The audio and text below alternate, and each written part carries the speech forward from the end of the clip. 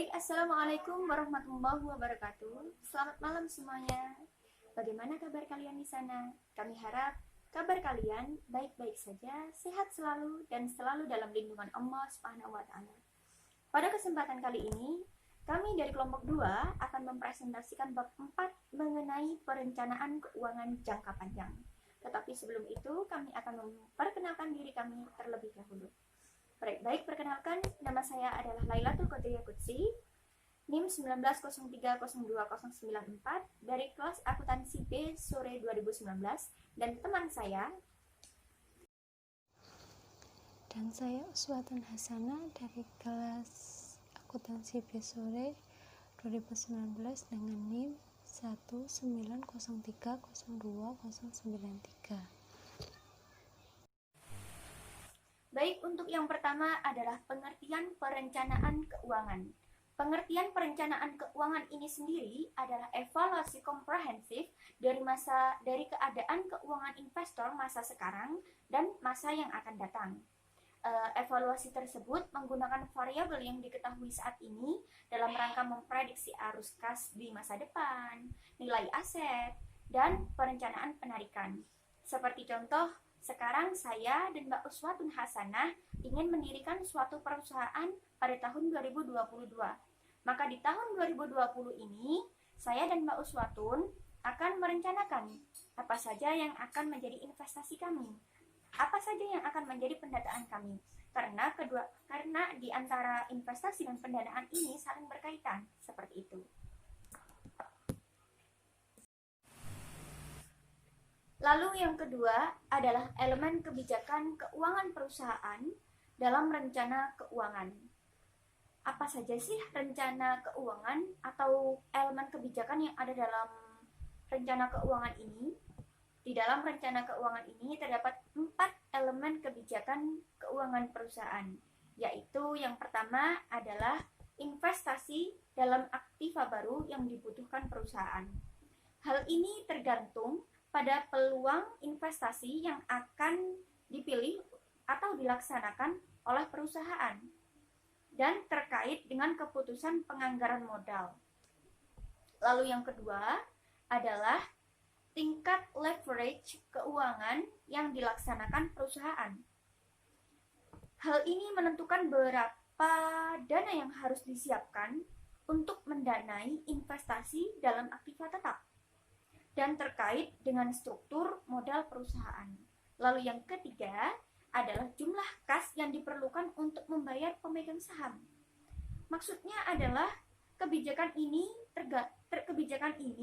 adalah terkait dengan kebijakan dividen perusahaan. Lalu yang keempat adalah jumlah likuiditas dan modal yang dibutuhkan. Maksudnya adalah untuk menjamin kelangsungan operasi perusahaan. Hal ini terkait dengan keputusan tentang modal kerja perusahaan. Baik, untuk yang selanjutnya adalah pengertian perencanaan keuangan lebih lanjut. Rencana keuangan yang baik dapat mengingatkan investor untuk perubahan yang harus dilakukan untuk memastikan transisi yang tepat melalui fase keuangan kehidupan. Hal ini seperti mengurangi pengeluaran atau mengubah alokasi aset. Lalu untuk tujuan manajemen keuangan yaitu adalah untuk meningkatkan nilai pasar saham perusahaan. Jadi tingkat pertumbuhan atau keuntungan itu bukanlah hal pertama yang dicari dalam tujuan manajemen keuangan, karena di dalam manajemen keuangan tujuan yang tepat itu adalah meningkatkan nilai pasar perusahaan. Karena ketika nilai pasar itu naik, saham pun akan naik, dan ketika nilai pasar itu turun, saham juga bisa menjadi turun. Seperti itu. Lalu untuk dimensi perencanaan keuangan. Dimensi perencanaan keuangan ini sendiri dibedakan menjadi 2, yaitu perencanaan jangka panjang dan perencanaan jangka pendek. Perencanaan jangka pendek ini maksudnya adalah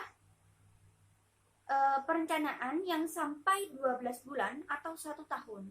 Sedangkan ketika kita melakukan perencanaan jangka panjang, itu lebih dari 1 tahun.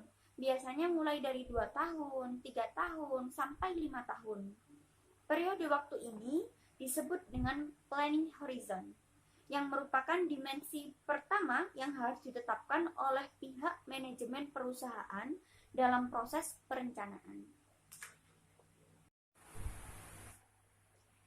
Baik, yang selanjutnya adalah tujuan perencanaan keuangan perusahaan.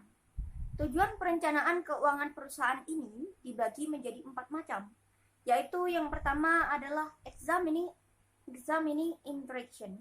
Examining interaction ini adalah rencana keuangan harus merancang suatu hubungan yang eksplisit antara berbagai usulan investasi untuk aktivitas operasi perusahaan yang berbeda-beda dengan alternatif pendanaan yang ada dalam perusahaan tersebut.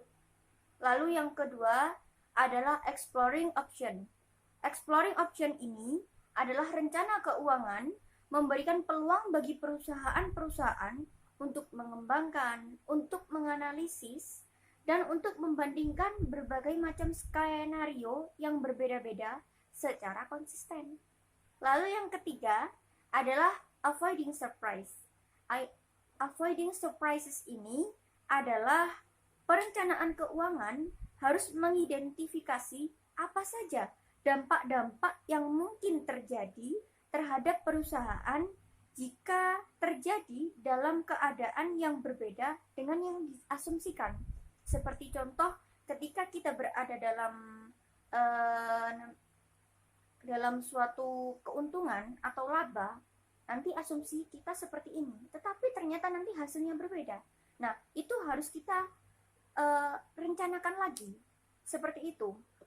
Lalu yang selanjutnya atau yang keempat adalah ensuring feasibility and internal consistency. Maksudnya adalah perencanaan keuangan tidak hanya mampu menjelaskan keterkaitan antara berbagai tujuan yang berbeda-beda, tetapi juga mengupayakan adanya peraturan dan penyatuan struktur untuk rekonsiliasi tujuan dan sasaran yang berbeda-beda pula. Lalu yang selanjutnya adalah model-model perencanaan keuangan.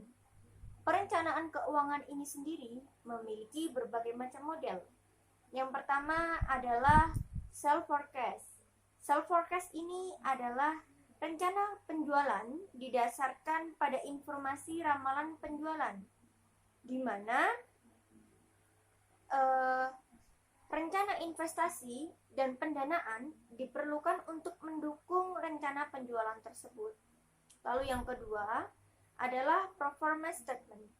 Performance statement ini adalah model perencanaan yang paling tidak harus menghasilkan berbagai laporan, seperti ramalan neraca, lalu laporan arus kas, laporan laba rugi, dan laporan-laporan yang lain. Lalu yang ketiga adalah asset procurement. Maksudnya adalah rencana keuangan mendeskripsikan proyeksi pengeluaran modal, di mana proyeksi neraca paling tidak berisi tentang perubahan total aktiva tetap dan modal kerja bersih. Lalu yang selanjutnya adalah financial requirement. Maksudnya adalah rencana keuangan akan memuat kebutuhan pendanaan yang diperlukan. Bagian dari rencana ini membahas tentang kebijakan dividen dan kebijakan yang lain sebagai bagian dari keputusan pendanaan internal dan kebijakan utang sebagai salah satu sumber dana yang berasal dari luar perusahaan. Lalu selanjutnya adalah plug. Plug ini merupakan sumber yang dirancang dari pendanaan eksternal yang diperlukan untuk berhubungan, di mana ada kekurangan, ada kelebihan dalam pendanaan, sehingga neraca perusahaan akan menjadi seimbang.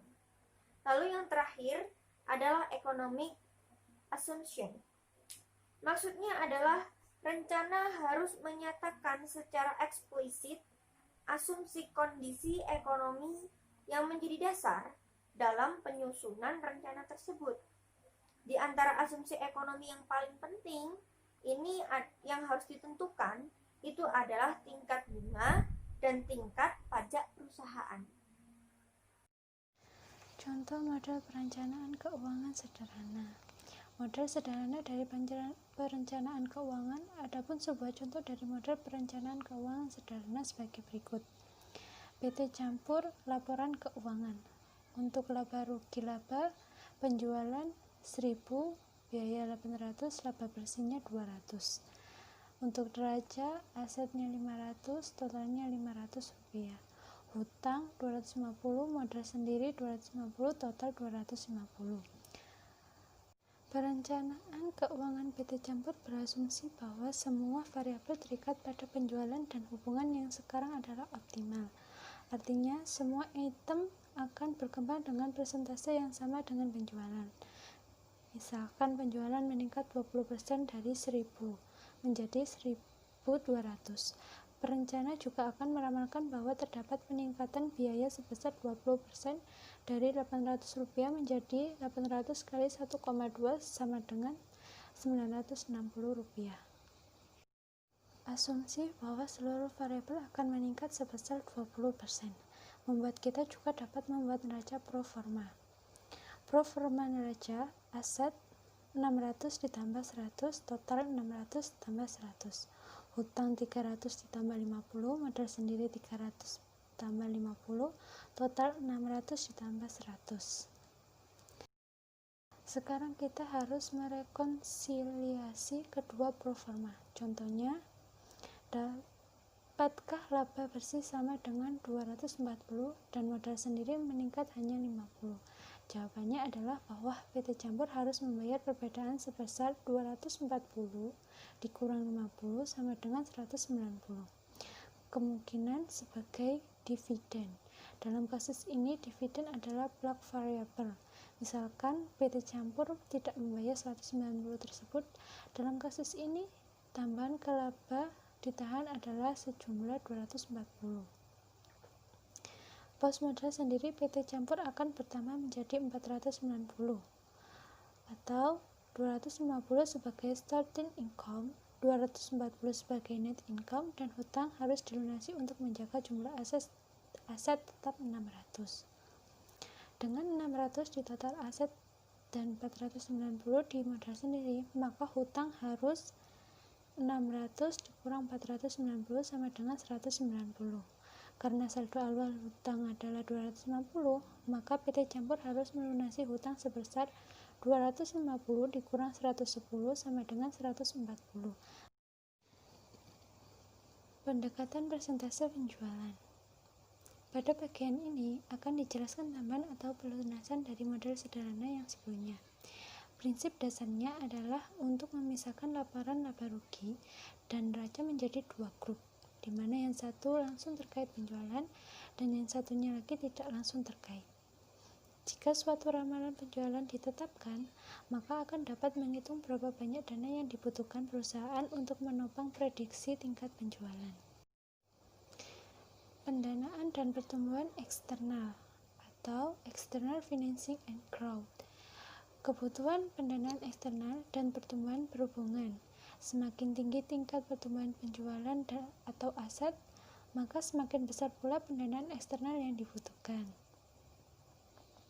Bila pada bagian sebelumnya kita tinggal menentukan pendanaan eksternalnya saja, maka pada bagian ini kita akan mencari tahu hubungan antar kebijakan finansial dan kemampuan perusahaan untuk mendanai investasi baru dan pertumbuhannya. Faktor-faktor penentu pertumbuhan atau determinant of growth. Kemampuan perusahaan untuk tumbuh berkelanjutan berdasarkan 4 faktor sebagai berikut. Yang pertama, profit margin. Penambahan profit margin akan meningkatkan kemampuan perusahaan untuk menghasilkan dana secara internal serta meningkatkan pertumbuhan yang sustain atau dipertahankan. Yang kedua, dividend policy. Pengurangan persentase laba bersih yang dibayarkan untuk dividen akan meningkatkan retention ratio. Hal ini akan menghasilkan ekuitas secara internal dan meningkatkan pertumbuhan sustain atau dipertahankan. Yang ketiga, financial policy. Peningkatan pada hutang modal sendiri rasio akan meningkatkan leverage keuangan perusahaan. Karena ini membuka peluang tambahan hutang, maka tentu saja tingkat pertumbuhan yang sustain juga akan meningkat. Yang keempat, total asset turnover. Peningkatan pada aset turnover, perusahaan akan meningkatkan penjualan dihasilkan untuk setiap rupiah aset. Ini akan mengurangi kebutuhan perusahaan akan aset baru sehingga ada pertumbuhan penjualan dan bagaimanapun akan meningkatkan tingkat pertumbuhan yang sustain. Ingat bahwa peningkatan total aset turnover sama saja mengurangi intensitas modal.